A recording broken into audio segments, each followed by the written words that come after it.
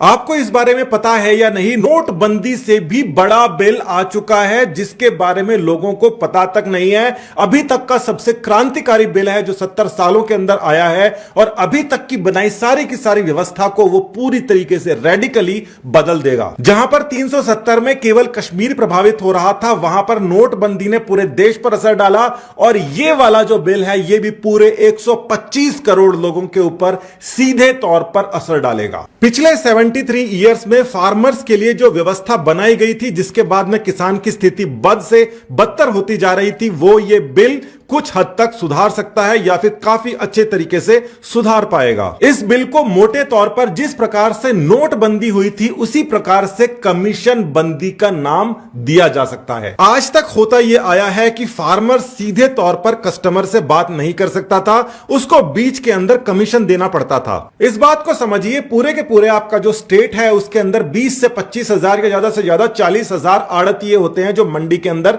बैठते हैं। ये 20, 25 या 40 हजार लोग ही पूरे की पूरी किसानों की फसल खरीदते हैं और उसके आगे प्रोसेस होता है। यही लोग रेट्स को डिसाइड करते हैं, ऊपर और नीचे फ्लक्चुएट करते हैं। तो किसान सबसे पहले मंडी जाया करता था और मंडी के अंदर लाइन लगा के सोचता था कि उसको उचित मूल्य मिल जाएगा, मगर कई बार उसको नहीं मिलता था, जिसकी वजह से कई सारे किसानों की हालत नीचे गई है, उन्होंने आत्महत्याएं वगैरह करी है। मगर किसी मंडी के आड़तिये ने आत्महत्या करी हो, इस प्रकार के केस आपने नहीं के बराबर सुने होंगे। परिस्थितियों के हिसाब से किसानों को कई बार 2 रुपए 3 रुपए तक भी प्याज बेचना पड़ जाता है, जिसको हम 40 रुपए 50 रुपए के अंदर खरीद के लाते हैं। किसान के पास नहीं जा रहा पैसा, मगर हमारी जेब से वो लग रहा है पैसा। तो जब किसान अपना ट्रक भर के मंडी पहुंच जाता है तो वहां जो भी उसको रेट मिलता है, 2, 3, 4, 5 जो भी उसको रेट मिलता है, उसी रेट के अंदर उसको सेल कर देना पड़ता है, बेचना पड़ता है। क्योंकि ये जो गाड़ी उसने ले रखी है उसके भी 2 से 2,500 रुपए वो दे के पहले से ही आया हुआ होता है। और यहीं पर बात आ जाती है इन कमीशन एजेंट्स की, जो बात हर किसान नेता, किसान संघ, किसान सभा, इनने उनने हर पॉलिटिशियन ने कही है, वही बात इस बिल के अंदर है और यह सबसे बड़ा शौक है। तो जिस प्रकार से कोई भी कंपनी अपने किसी भी उत्पाद का, जैसे आप ये छोटा सा माइक देख रहे हैं, ये 70,000 रुपए का है और ये जो दूसरा माइक होता है ये 10-15 हजार का बनता है, मगर कंपनी डिसाइड करती है कि किस प्रकार से कितनी कीमत उसकी रखी जाएगी। अच्छा सामान की ज्यादा कीमत, खराब की कम कीमत। किसान मंडी के अलावा बाहर भी सामान बेच सकते हैं अपना, मगर देखा जाए तो यह लीगली गलत चीज है। 70 सालों के अंदर जाके हमने एक व्यवस्था बनाई है कि किसान केवल मंडी जाएगा और मंडी से ही यह सामान बाहर जाएगा, वहां से ग्राहकों तक यह पहुंचेगा। मगर दूसरी तरफ अगर आप देखेंगे तो सारा का सारा रिस्क किसान उठाता है। फसल खराब हो गई, किसान को नुकसान, आड़तिये को कोई नुकसान नहीं होगा, उसके पास तो जो सामान आएगा उसमें अपना कमीशन लेगा और आगे बेच देगा। एक और बात आपको ध्यान में रखनी पड़ेगी कि बाहर भी बहुत सारी खरीद होती है और माना जाता है 40% से ज्यादा अनाज की खरीद मंडी से बाहर ही हो जाती है। हालांकि यह गैर कानूनी है, मगर फिर भी होती है। सरकार इसके ऊपर रोक पाने में पूरी तरीके से असमर्थ रही है, ना ही आगे उसमें समर्थ होना चाहती थी, तो सरकार ने उसको लीगलाइज कर दिया। फिर भी एक बात आप समझिए कि बाहर का जो किसान है वो हमेशा इस प्रकार के जो गैंग्स होते हैं उनका शिकार बना करता था। जब भी उसको जरूरत होती थी ये उसको पैसा दिया करते थे और उसके बाद में उसकी जो अनाज है, उसकी जो फसल है, औने पौने दामों पर सबसे पहले खरीद लेते थे, मंडी नहीं जाने देते थे, जहां पर टैक्स लगा करता था करीब 8 से 8.5%। तो सीधे तौर पर जो व्यवस्था थी, किसान से ग्राहक के पास आएगा और बीच में 8.5% उसके ऊपर टैक्स लगेगा, जिसके अंदर कुछ स्टेट गवर्नमेंट के पास में जाएगा, कुछ आड़तियों के पास में कमीशन जाएगा और कुछ साथ के अंदर मार्केट टैक्स और लगेगा उसमें। तो जो ये आड़तिये या कमीशन एजेंट्स थे, इनके पास में 2.5%, मार्केट के पास में 3% और स्टेट के पास में 3% जाया करता था। मगर उसके अलावा भी 4% बाहर का बाहर बिक जाता था, जो इसके अंदर नहीं आता था। तो जो ये 2.5% छोटा सा अमाउंट आपको लग रहा है, इस बारे में कोई दो राय नहीं है कि ये 8.5% जो आड़तिया ले रहा है उसमें से केवल 2.5% ही रख रहा है। इसको कोई मानने को तैयार नहीं है। इसलिए तैयार नहीं है क्योंकि सारा का सारा काम डिजिटल ट्रांजैक्शन के हिसाब से नहीं हो रहा। मंडी के अंदर अलग अलग स्टेप्स होते हैं, वहां पर भ्रष्टाचार को रोक पाना बहुत बड़ी सरदर्दी थी।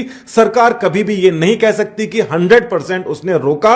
जमीनी स्थिति है 20 से 40% ही सरकार इस मामले में सफल होती थी। तो 40% बाहर बिक रहा था, 40% का पता नहीं है कि वो सरकार के पास आ रहा था या नहीं आ रहा था।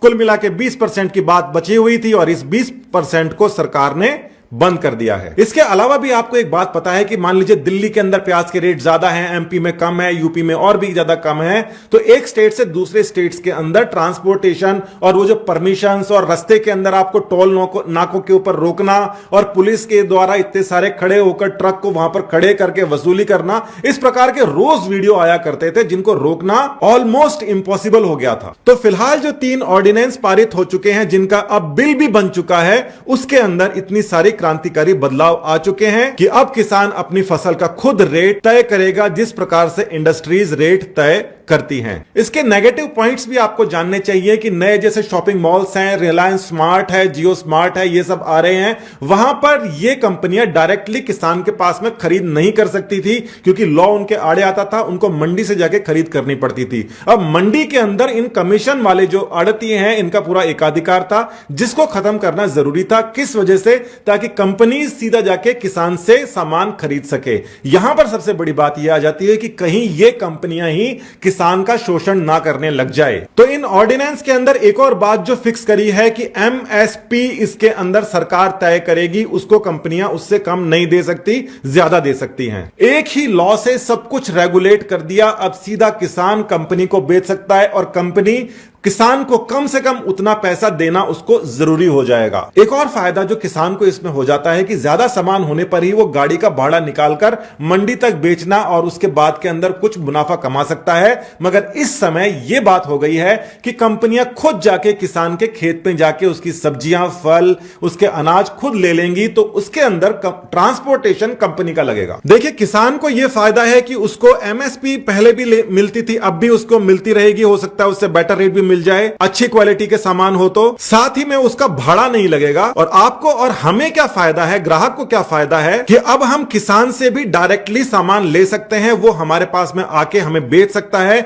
इससे जो रेट्स हैं वो कंट्रोल रहेंगी। कोरोना के अंदर आपने वैसे भी देखा होगा, खासकर छोटे शहरों के अंदर तो लोगों को काफी सस्ती सब्जी मिल गई थी। मगर फिर एक और बात आ जाती है भ्रष्टाचार की। वो ये आ जाती है कि ठेलों के ऊपर मंडियों से होकर जो एक नेटवर्क फैलता है, उसके अंदर सबके एरिया डिफाइंड होते हैं। उसमें भी बहुत सारे वीडियोस आपने देखे होंगे कि कई सारे कानून के रखवाले फ्री के अंदर सब्जी लेके जाते हैं या शाम को 500 रुपए का नोट उनको देना पड़ता है। चाहे ये किसी भी लेवल के ऊपर परेशानी हो, मगर ये देश के लिए घातक थी। ये भी इससे काफी हद तक कंट्रोल में आएगा, क्योंकि पहले जहां पर ठेला लेकर जाना गैर कानूनी था, वहां पर अब वो कानूनी हो जाएगा। आप उसको रोक नहीं सकते। और ऐसा इसलिए नहीं कर सकते क्योंकि इस ऑर्डिनेंस ने उनको यह ताकत दे दी है। मोटे तौर पर देखा जाए तो 125 करोड़ लोगों को जो चीज इफेक्ट करने वाली है, उसके अंदर सबसे ज्यादा नुकसान में आड़तीय रहेंगे। आड़तीय कितने नुकसान में रहेंगे? वो करीब उनकी संख्या 6 लाख से 7 लाख के बीच में पूरे देश में हो सकती है।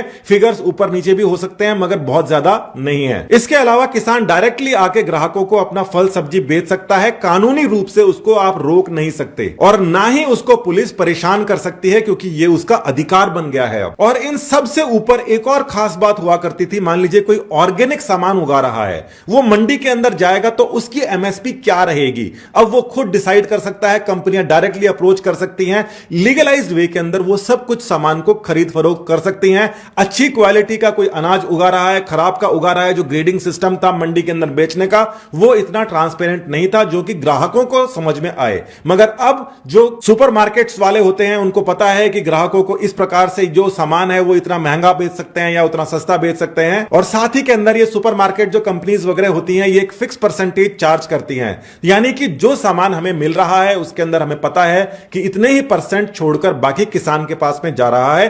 पहले ये सब नहीं हो पाता था। तो इस बिल का विरोध कौन करेगा? सबसे ज्यादा आड़तीय करेंगे, क्योंकि एक मंडी के अंदर मान लीजिए 100 आड़ती हैं, तो वो सुबह सुबह डिस्कस कर लेते थे कि आज इसका रेट इतना रखना है। अब उनके ऊपर वो कंट्रोल हट जाएगा। मगर आड़तियों के अलावा सबसे बड़ा नुकसान होने वाला है किसान नेताओं को, जो उनकी जो सबसे बड़ी डिमांड थी वो पूरी हो चुकी है। यानी कि किसान अब खुद डिसाइड करेगा कि उसकी फसल का कीमत क्या है। एमएसपी गवर्नमेंट है, वो तो डिसाइड करेगी। मिनिमम आपको मान लीजिए 100 रुपए उसने डिसाइड कर रखा है किसी चीज का, तो वो तो आपको देनी पड़ेगी। मगर उसके अलावा किसान खुद डिसाइड करेगा, कंपनी की गाड़ी आ रही है, मैं तो 150 में बेच रहा हूं, आपको लेना है तो लो, नहीं तो दूसरी कंपनी को मैं बेच दूंगा। इसके रिजल्ट्स आने आने के अंदर करीब 10 इयर्स लग जाएंगे, जब हमको समझ में आएगा कि यह काम सही हुआ या गलत, मगर नेक्स्ट सीजन से ही इसका जो इफेक्ट है वो हमको दिखाई देने लग जाएगा। तो आज के टाइम के अंदर आंदोलन हो, चाहे हड़ताल हो, चाहे कुछ भी हो जाए, मगर हमको करीब 10 साल लगेंगे ये जानने में कि आज जो हमने ये बिल का क्रांतिकारी बदलाव किया है, जिसको हम कमीशन बंदी कह रहे हैं, क्या ये बदलाव सही है या गलत है? आप क्या सोचते हो इस बारे में? कमीशन बंद होना चाहिए या नहीं होना चाहिए? सरकार को क्या इसके अंदर और भी कोई नई चीज को ऐड करना चाहिए? क्योंकि किसानों की जो 70 साल से चलती आ रही सबसे बड़ी मांग है अपनी फसल का खुद